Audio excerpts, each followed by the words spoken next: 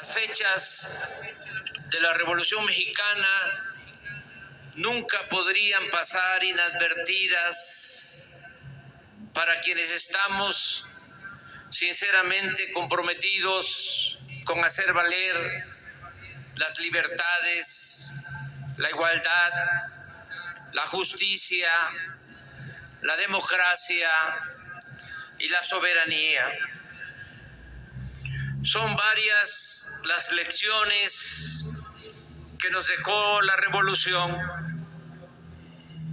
pero hay dos enseñanzas mayores.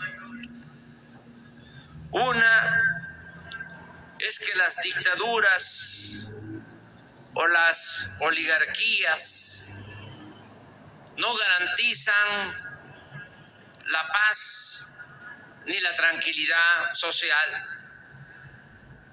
Y la otra es que los gobiernos democráticos solo pueden tener éxito si atienden las demandas de las mayorías y en consecuencia consiguen a cambio como recompensa el apoyo del pueblo. Consideremos esta paradoja. Los regímenes autoritarios terminan siendo subversivos. Así, las opresivas condiciones políticas, económicas y sociales del porfiriato provocaron la revolución. La lección es que ningún modelo económico funciona si se sostiene con las armas y si la prosperidad de unos pocos se sustenta en la esclavitud y el empobrecimiento de muchos. Desde su inicio, la dictadura porfirista se orientó a favorecer a los ricos y dio la espalda a los pobres. Aunque Porfirio Díaz era de origen humilde, siempre procuró pertenecer a los de arriba y agradar a potentados nacionales o extranjeros.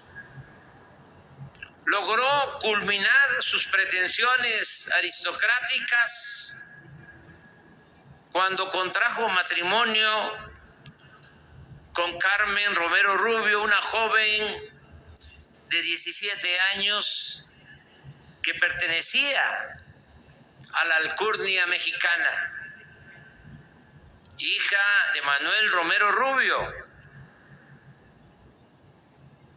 antiguo ministro de Relaciones del presidente desterrado Sebastián Lerdo de Tejada. Don Daniel Cosío Villegas sostenía que esa ceremonia, esa boda, es quizá el primer brote aristocrático ostensible de la vida mexicana desde la caída del imperio. Con el porfiriato comenzó la época de los grandes negocios al amparo del poder público.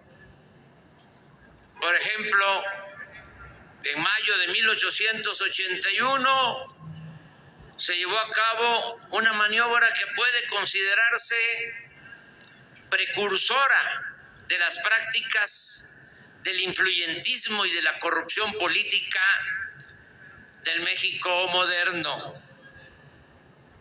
El secretario de Hacienda, Francisco de Landero y Cos, vendió a Ramón Guzmán, Sebastián Camacho y Félix Cuevas 36,000 acciones de la línea de trenes de México a Veracruz inaugurada por Lerdo, que hasta entonces era la única vía férrea en el país. El gobierno aceptó que le pagaran por cada una de las acciones de la empresa 12 libras esterlinas, cuando ese mismo día en la bolsa de Londres estas se cotizaban en 16 libras y la tendencia iba al alza. Uno de los compradores y beneficiarios del fraude era Ramón Guzmán, quien 6 meses después firmaría como testigo de Carmelita en su boda con Porfirio. Es un mito, una mentira, alentada por los conservadores, que en esa dictadura se gobernó con honradez y disciplina administrativa y financiera. Por el contrario, allí empezó la política del rescate, de la quiebra a las empresas de los potentados, tipo Foaproa. Estas decisiones en beneficio de las élites fueron en buena medida responsables del endeudamiento del país, que llegó a ser equivalente a 5 veces su presupuesto anual. Por lo demás, la corrupción política prevaleció en todo el periodo porfirista. La inversión privada, a pesar de ser supuestamente la palanca principal del crecimiento, fue escasa y obviamente de carácter meramente lucrativo, antisocial y antinacional. El porfirista Francisco Bulnes asegura que la mayor cantidad de obra pública realizada durante ese régimen se financió mediante la emisión de bonos y contratación de deuda. Según su análisis, la inversión privada para obras como la hidroeléctrica de Necaxa, que costó 70 millones, y llegó en total a 286 millones de pesos de aquellos tiempos. Sin embargo, la obra financiada con deuda pública se estima en 667 millones de pesos, es decir, 69% más que la inversión privada nacional o extranjera.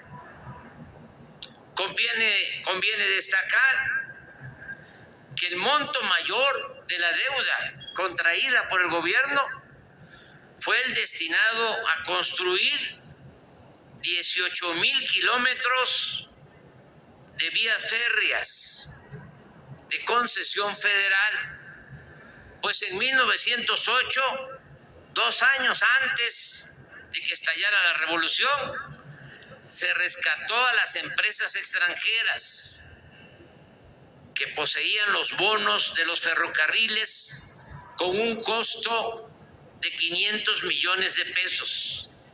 El 52% de toda la inversión pública y privada aplicada durante el porfiriato en obras e industrias de nacionales y extranjeros. Esta operación de rescate a las empresas ferrocarrileras extranjeras fue tan onerosa para México que el periodista John Kenneth Turner, escritor del libro México Bárbaro, asegura que en el negocio de la compra de los ferrocarriles a las compañías extranjeras, el ministro de Hacienda, José Ives Limantur y Pablo Macedo, hermano de Miguel Macedo, subsecretario de Gobernación, se repartieron una utilidad de $9 millones en oro. La versión de Bulnes es distinta, pero no menos indicativa de corrupción. Afirma que en la compra de acciones de las empresas ferrocarrileras, Julio Limantur, hermano del secretario de Hacienda, contó con información privilegiada y con un crédito del Banco Nacional adquirió anticipadamente acciones que circulaban a bajo precio en el mercado de Nueva York para después venderlas a precio elevado al gobierno mexicano, representado por el hermano del fervoroso especulador.